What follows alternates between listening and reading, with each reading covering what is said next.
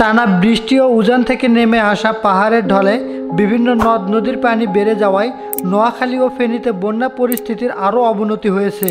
প্লাবিত হয়েছে ব্রাহ্মণবাড়িয়া ও চাঁদপুরের বিভিন্ন এলাকা। পানিতে ডুবে ফেনীতে একজনের মৃত্যুর খবর পাওয়া গেছে, নিখোঁজ রয়েছে একজন।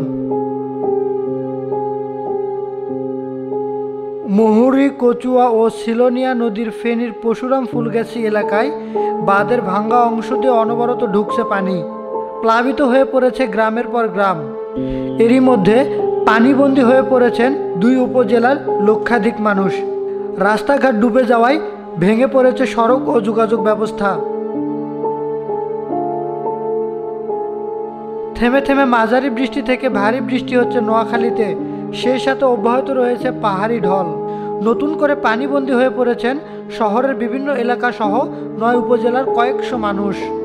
ভেসে গেছে কয়েকশো মাছের প্রজেক্ট, মুরগির খামার এবং আমনের বীজতলা।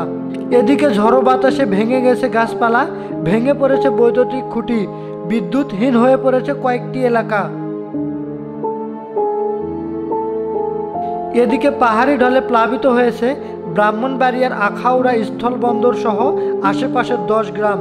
পানির তরে একটু অস্থায়ী সেতু ভেঙে আখাউড়া আগরতলা সড়কে জাল চলাচল বন্ধ হয়ে গেছে। প্লাবিত হয়েছে চাঁদপুর সেচ প্রকল্পের ফরিদগঞ্জ উপজেলার বিভিন্ন এলাকা।